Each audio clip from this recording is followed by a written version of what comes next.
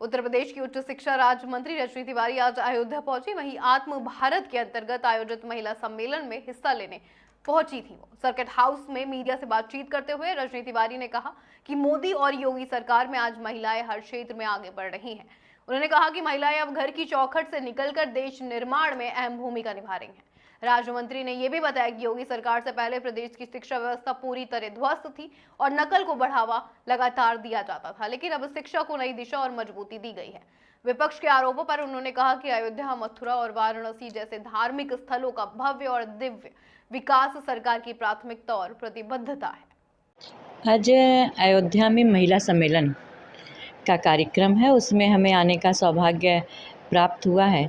आपको पता है कि उत्तर प्रदेश में योगी आदित्यनाथ जी की सरकार चल रही है, केंद्र में मोदी जी के नेतृत्व में सरकार चल रही है। महिलाओं की भागीदारी अब हर चीज़ में आगे है। जब वो हर क्षेत्र में आगे बढ़ रही हैं तो चुनाव में भी उनकी भूमिका बहुत रहती है।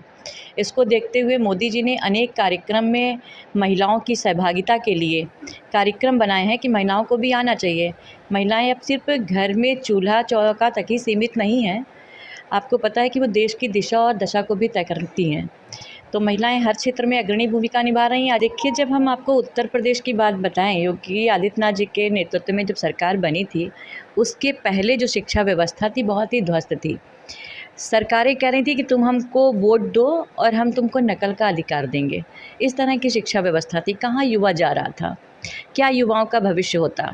लेकिन जब योगी जी के नेतृत्व में सरकार बनती है तो हमारी शिक्षा व्यवस्था बहुत अच्छी हुई। आज हमारे स्कूल कॉलेजेस अच्छे हैं।